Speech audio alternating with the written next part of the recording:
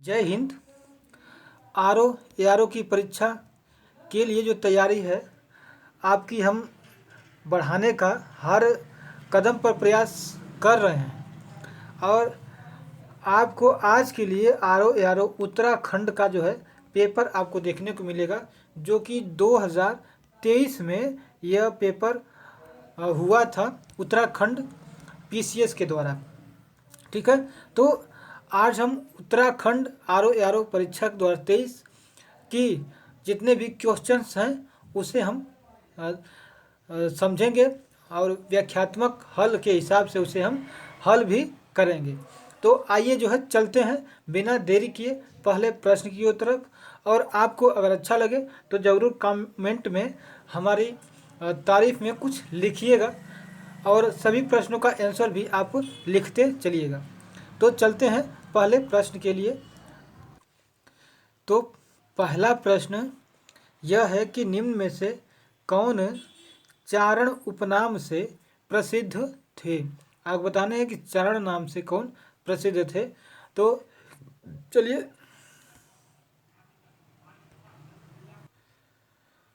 तो इसका सही आंसर शिव प्रसाद डबराल है, यानी चारण उपनाम से प्रसिद्ध थे शिव प्रसाद डबलार यानी डबराल।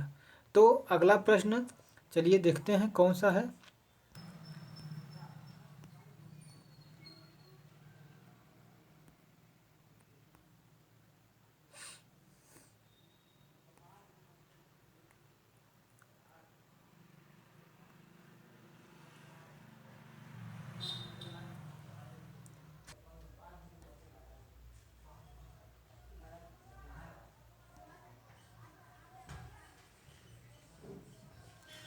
ठीक है, तो यह अगला प्रश्न है कि इसमें से कौन सा एक सुशिर वाद्य है। सुशिर मतलब जिसमें फूंकने के बाद उसमें से आवाज़ आए तो वो उसे कहते हैं सुशिर वाद्य। तो सबसे पहले ढोल देखिए, ढोल को फूंक मार के नहीं बल्कि उसको हाथ से या हथेली से पीट पीट कर आवाज़ निकालते हैं। हुड़का, हुड़का भी नहीं हो पाएगा। ठीक है, दो तारा देखिए, एक तारा जिसे होता है, एक तारा जिसमें तार होते हैं उसको बजाते हैं, तो दो तारा में दो तार होते हैं और दो तार को खींच खींच के उसमें बजाया जाता है। जबकि एक नागफनी सुशिर वाद्य है और इसका प्रयोग जो है फूंक मारने से आवाज़ बनाने में होता है। तो अगला प्रश्न अब आगे है। देखिए कितना मज़ेदार प्रश्न है कि शंकराचार्य ने कुल 4 मठ बनाए थे। शंकराचार्य ने कुल 4 मठ बनाए थे और चारों मठ का में सबसे उत्तर में जो मठ है वह नाम है बद्रीनाथ।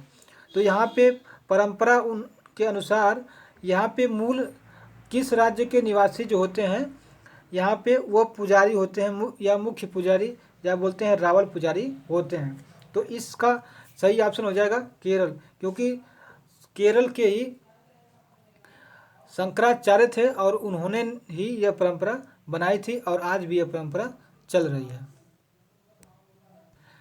अगला प्रश्न यहाँ पे देखिए, बताइए इसका आंसर क्या होगा कि उत्तराखंड के निम्न जनपदों के समूह में से कौन सा अंतर्राष्ट्रीय सीमा साझा करता है। यह आपको इसका प्रश्न का उत्तर बताना होगा। आप बताइए इसका आंसर क्या होना चाहिए। तो इस प्रश्न का सही उत्तर हो जाएगा यहाँ पे, इसका बताइए क्या होना चाहिए। ठीक है, तो आइए इसका उत्तर हम देख लेते हैं। उत्तर जाएगा बी, यानी पिथौरागढ़, चमोली और उत्तरकाशी उत्तराखंड के निम्न जनपद हैं। अगला प्रश्न, तो यह प्रश्न है कि सोना नदी वन्यजीव अभ्यारण्य किस जनपद में स्थित है। तो इसका सही आंसर आप जो है, तो यह वन्यजीव पौड़ी गढ़वाल में स्थित है। देखिए ये सब हमारे उतने काम लायक तो नहीं है, ये फिर भी देखते हुए चल रहे हैं। चलिए अगला प्रश्न देख लेते हैं। देखिए यह प्रश्न हमारे काम लायक है, यानी चिपको आंदोलन जब हुआ था यानी मूवमेंट, तो उसमें पीपुल हिस्ट्री पुस्तक कौन लिखा था। तो देखिए इससे जुड़े थे सुंदरलाल बहुगुणा थे, लेकिन इस मूवमेंट से संबंधित जो पीपुल हिस्ट्री पुस्तक लिखी गई थी वह शेखर पाठक ने लिखी थी। ये हमारे एग्जाम के लिए इम्पोर्टेंट प्रश्न है। चलिए अगला प्रश्न देखते हैं। देखिए यहाँ पे लोसर जो पर्व है उत्तराखंड में किस जनजाति द्वारा मनाया जाता है? तो आपको बताना है। देखिए जो लोसर है यह लद्दाख में मनाया जाता है और तिब्बत में भी मनाया जाता है। यह एक नए वर्ष के लिए आगमन का सूचक होता है, जैसे होली होती है उसी से संबंधित यह भी त्यौहार है लोसर।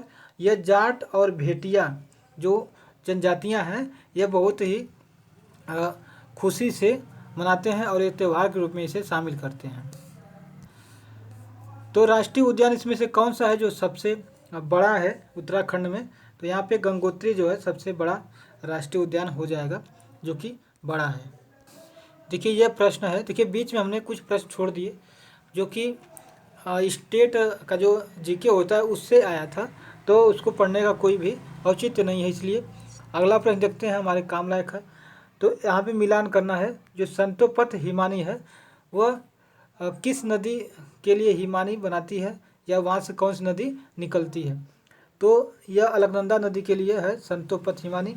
गंगोत्री जानते ही हैं, भागीरथी, मीलम यानी गौरी गंगा और नामिक राम गंगा के लिए, यह नदियों के लिए हिमानी का काम करता है। यानी मीलम जो है गौरी गंगा याद कर लीजिएगा, और यह मेन है, महत्वपूर्ण है। और संतोपथ अलकनंदा जानते ही हैं, गंगोत्री का भागीरथी हो जाता है। ठीक है, यह रहा अगला प्रश्न।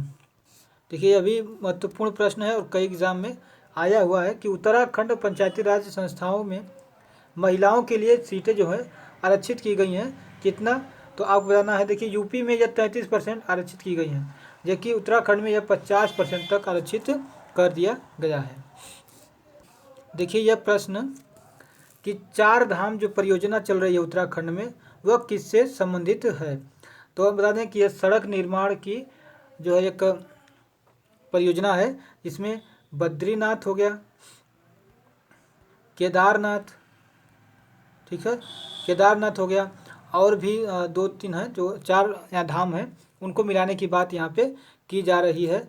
और 4 धाम, रुकिए, हाँ, तो देखिए इसमें 4 बताया ना, बद्री, केदारनाथ, गंगोत्री हो गया जहाँ से गंगा निकलती है, और यह यमुनोत्री, यानी इनको जोड़ने के लिए जो है यह बनाया गया है। ठीक है, गंगोत्री, यमुनोत्री, बद्रीनाथ और केदारनाथ को जोड़ने के लिए सड़क निर्माण हेतु 4 धाम परियोजना शुरू की गई है। देखिए यह प्रश्न बहुत ही सिंपल है कि उत्तराखंड में कौन सी पैदावार नहीं हो पाएगी? तो भाई नारियल तो कभी नहीं हो पाएगी, क्योंकि यह समुद्री इलाके में जहाँ पे किनारा है वहाँ पे ये सब उगता है।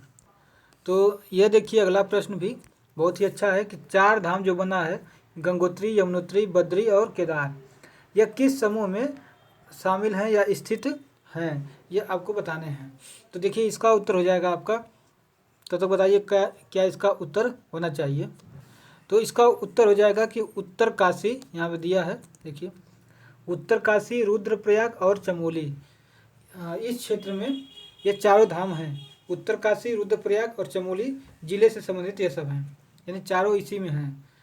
तो उत्तर काशी, रुद्रप्रयाग और चमोली। देखिए यह भी प्रश्न अच्छा है कि निम्न में से कौन सा पदार्थ रेडियोधर्मी पदार्थ उत्सर्जित नहीं करता है? तो यहाँ पे देखिए कायता है प्रोटॉन, गामा, हीलियम, ठीक है ना, ये सब तो कर सकते हैं, लेकिन प्रोटॉन नहीं कर सकता। ठीक है, प्रोटॉन रेडियोधर्मी पदार्थ उत्सर्जित नहीं करता है, क्योंकि प्रोटॉन जो है यह केंद्रक में होता है और यह पॉजिटिव आयन में रहता है। अब देखिए अगला प्रश्न यह है कि किस औषधि का उपयोग अपच के लिए उपयोग करते हैं? जैसे आपका खाना नहीं पचा तो उसके लिए करते हैं। तो देखिए इसका लिए आप जानते हैं, सब लोग जानते हैं, हम लोग एंटासिड लेते हैं इसके लिए, एंटासिड सही इसका उत्तर हो जाएगा। तो यह देखिए प्रश्न है कि छड़ की तापीय चालकता किस पर निर्भर करती है? तो देखिए वह लंबाई पर, द्रव्यमान पर, क्षेत्रफल पर और छड़ की सामग्री पर। देखिए अगर कहता ना कि किस पर नहीं निर्भर करती है तो कुछ तो काम हो जाता, ठीक है, लेकिन यहाँ पे सही है सभी, लेकिन बी को छोड़ करके, ठीक है ना। तो इसमें ऐसा कोई ऑप्शन दिया नहीं है। तो ए, सी और डी सही है, क्योंकि लंबाई पर भी निर्भर करती है और अनुप्रस्थ काट क्षेत्रफल पर और छड़ की सामग्री पर ऐसा होता है। अब देखिए कंप्यूटर का सवाल है कि किसी प्रोग्राम में बग यानी कोई भी ऐसा स्पैम ढूंढने के लिए क्या करते हैं, उसकी प्रक्रिया क्या कहलाती है। तो बग को ढूंढना डीबगिंग यानी बगिंग को निकालना खोद करके, उसी को कहते हैं डीबगिंग कहते हैं। चलिए अगला प्रश्न। तो ये देखिए क्वेश्चन है कि IPv4 यानी यह इंटरनेट प्रोटोकॉल है और यह वर्जन दिया है 4 और 6 होता है यहाँ पे। तो 4 का कितना होता है, वजह 6 का हम रहते हैं 128 होता है, और 4 का बताइए कितना होता है। तो 4 का ये जो है 32 होता है। 4 का कितना होता है, 32 होता है। ठीक है, तो अगला प्रश्न यहाँ पे देखिए, यह भी बहुत ही सिंपल प्रश्न है कि 1 KB कितने बराबर होता है। 1 KB में कितना बाइट होता है। तो 1 KB में 1024 बाइट होता है। 1024 बाइट इसका सही आंसर हो जाएगा। देखिए यह भी प्रश्न जो है हमारे हिस्ट्री से है संबंधित, कि किस वेद में कहा गया है कि सभा और समिति प्रजापति की 2 बेटियां हैं। तो यह बताइए कि ऋग्वेद में, यजुर्वेद में, सामवेद में। देखिए सभा और समिति 2 चीज़ें होती थी। तो समिति जो होती थी, यह जो मतलब उच्च लेवल के थे, जैसे श्रवण जो लोग थे, ब्राह्मण थे, क्षत्रिय थे या वैश्य थे, वो लोग इसमें शामिल होते थे, जबकि सभा में सभी लोग शामिल हो जाते थे। यह ऋग्वेद के समय था। लेकिन बाद में जो है समिति में जो है कई लोगों को फिर मना कर दिया गया। अब जो है जो शूद्र थे या महिलाएं थी वह नहीं जा सकती थी। तो ये सब इसमें जो है परिवर्तन देखने को मिले थे। देखिए इसका आंसर हो जाएगा अथर्ववेद, यानी अथर्ववेद में सभा और समिति को प्रजापति की 2 बेटियां कही गई है। तो इसमें देखिए क्वेश्चन है कि मगध राज्य की प्रथम राजधानी कौन थी।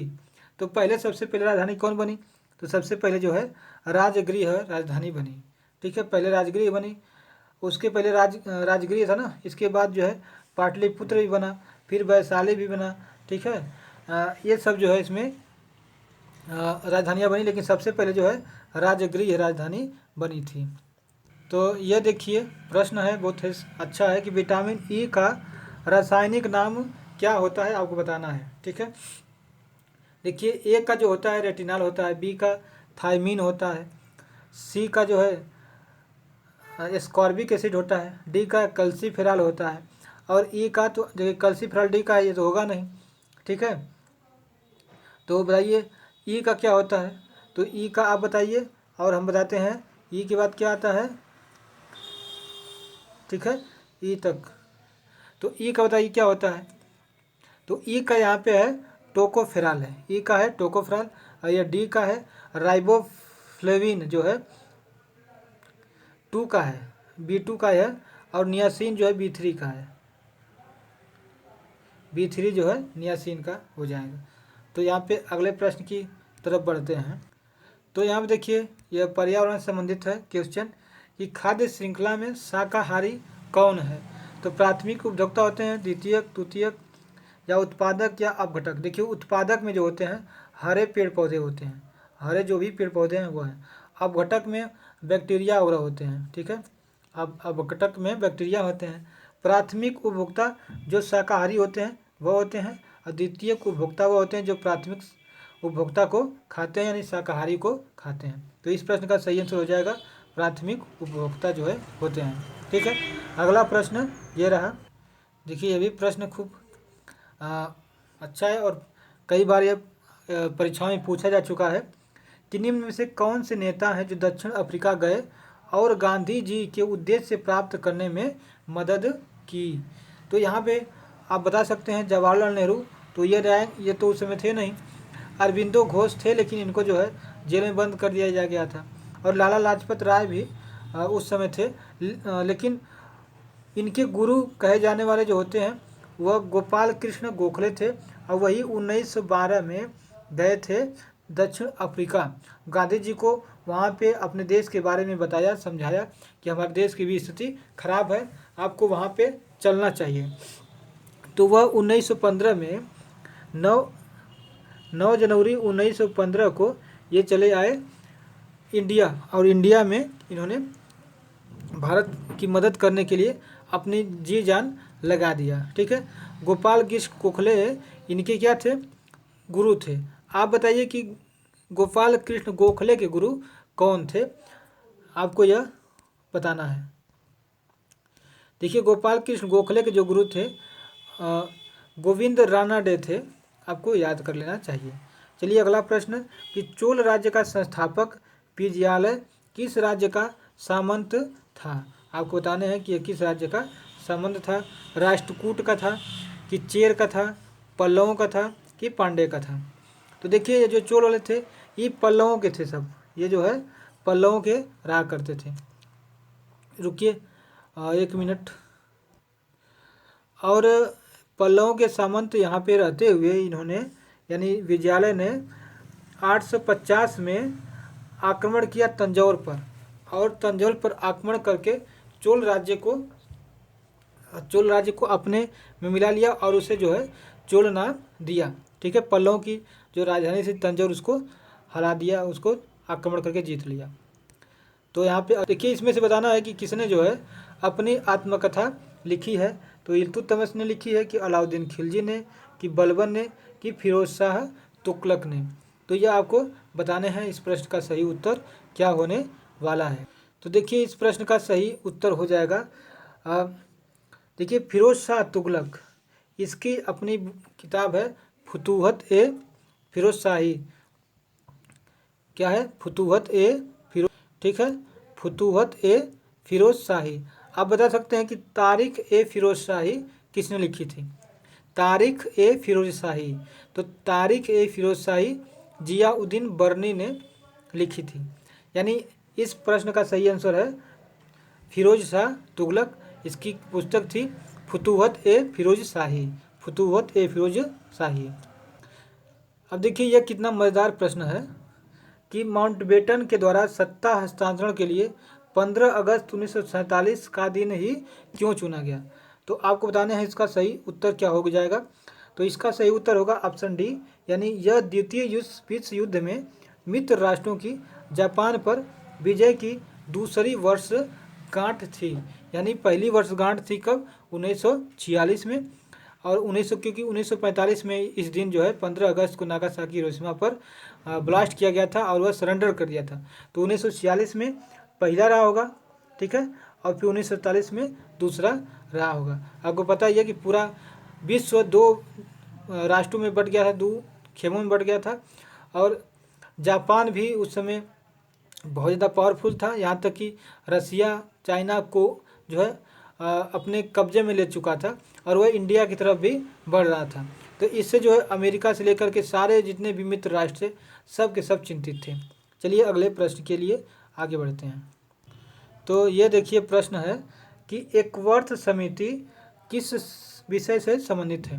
देखिए बता दें कि एकवर्थ समिति जो है यहाँ पे 1924 में, ठीक है, ये अपनी रिपोर्ट दी थी।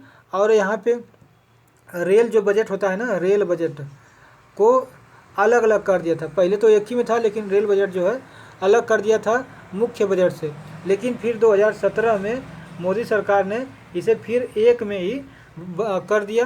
तो इसलिए जो एकवर्थ समिति है यह रेलवे से संबंधित थी। तो आपने इन प्रश्नों की श्रृंखला देखी और आपको प्रश्नों का कैसा लेवल समझ में आया, इसके बारे में ज़रूर लिखिएगा। और देखिए यह परीक्षा में आया हुआ है और 2025 में फिर एग्ज़ाम होने वाला है। और हम ऐसे ही आपको बहुत सी अच्छे RO के जो क्वेश्चंस हैं हम आपसे रूबरू कराएंगे और तैयारी में भी आपके हम शरीक होंगे। तो मिलेंगे फिर अगले वीडियो में। जय हिंद।